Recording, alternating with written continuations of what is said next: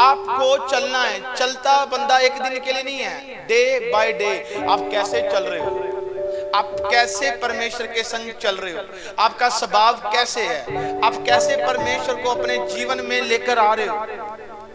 एक होता है हम चले, एक होता है परमेश्वर भी आया, एक होता है हम चले प्रभु नहीं आया। दो तरह की बातें ना। याकूब की पत्री में क्या लिखा है, उसकी 4 की 7 में कहता परमेश्वर के अधीन हो जाओ। ठीक है, लिसन सी। आए परमेश्वर के शब्दों में देखते हैं, उसके बाइबल पवित्र ग्रंथ में देखते हैं क्या लिखा है। बहुत बार ये वचन पढ़ा गया है, फिर भी इस वचन से मैं आपको आगे लेकर जाऊंगा। याकूब की पत्री निकालने जिसको मिल रहा है। इसलिए परमेश्वर के अधीन हो जाओ और शैतान का सामना करो, तो वह तुम्हारे पास से भाग निकलेगा। आज थोड़ा टॉपिक थोड़ा आज गहरा जाएगा, आप सुन लो। बहुत सारे परिवार ऐसे कहते हैं जिनको बाइबल का पता ही नहीं है। वो कहते हैं कि हम नया नियम जानते हैं, पुराना नियम हमें नहीं पता। ऐसे बहुत सारे मेरे पास चीजें आई हैं, पर मैं आने वाले समय में आपको उत्पत्ति से लेकर मलाकी तक, वीरवार की मीटिंग मिस ना करना, इन्हीं अगले वीक में मैं आपको उसी चीजों के बारे में समझाऊंगा।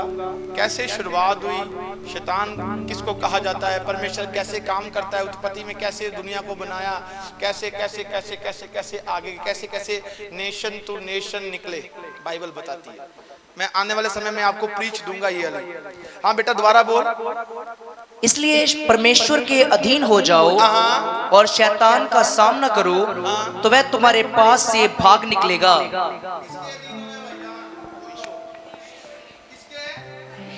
किसके? परमेश्वर के। अधीन का मतलब क्या है? द वर्ड ऑफ अधीन क्या है, इसको क्या कहते हैं? अधीनता किसे कहते हैं? क्लोज। परमेश्वर के नजदीक हो जाओ, क्लोज हो जाओ। क्लोज कैसे होते हैं हम? जब हम प्रार्थना करते हैं। आपको पता है जब एक इंसान प्रार्थना करता है तो वो क्या होता है, वो अपना सब कुछ भूल जाता है। जब वो आत्मा में आ जाता है तब वो ऊंची ऊंची प्रार्थना करता है, उसको कुछ नहीं पता होता वो क्या बोल रहा है। वो किसके अधीन हो गया? बोलो परमेश्वर के अधीन हो गया, परमेश्वर की आत्मा के अधीन हो गया। अब वो आत्मा उससे प्रार्थना करवा रहा है, अब वो उसके मुंह से सामर्थ्य के वर्ड निकाल रहा है। कहता परमेश्वर के अधीन हो जाओ, अधीन क्लोज हो जाओ, नजदीक आ जाओ। जब आप वचन को पढ़ते हैं, जब आप वचन को पढ़कर मनन करते हैं, परमेश्वर के नजदीक हो जाते हैं। आप प्रार्थना करते हैं, परमेश्वर के जब आप नजदीक जाते हैं, प्रार्थना प्रभु को आपके नजदीक ले आती है। मतलब आपने वचन को सुना, प्रार्थना की, और प्रार्थना क्या हुआ? परमेश्वर ने एक द्वार खोल दिया, ले आ इसे मेरे पास, मैं भी इसके पास आता। मतलब प्रभु बुला रहा है, आप क्लोज हो गए परमेश्वर के संग। और जो क्लोज होता है फिर क्या होता है पता? पिछले संडे मैंने एक बात बोली थी, मैंने कहा दूसरा तीमुथियुस उसकी 1 की 7 में लिखा है, परमेश्वर ने हमें डर का नहीं, दलेरी का आत्मा दिया है, सामर्थ का दिया है, संयम का दिया है, धीरज का दिया है। जब हम क्लोज होते हैं तो कौन सा आत्मा काम करता है? बोलो दलेरी का। कौन सा? बोलो कौन सा? बोलो दलेरी का। दलेरी का। एक बच्चा छोटा होता है, आप देखो कई बार आप ऐसी ऐसी चीजों को सोचा करे, विचार किया करे। एक बच्चा जन्म लेता है, वो डरता है। जब वो आगे उसको कई बार डर लगता है, उसकी माँ कहाँ चली गई, उसका पिता कहाँ चला गया।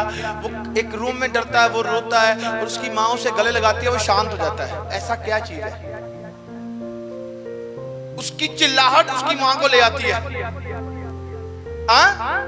और जब माँ आती है उसे कोई डर ही नहीं रहता। जब पिता आ जाता है उसे कोई डर नहीं रहता। ये क्या है? ये एक शिक्षा है।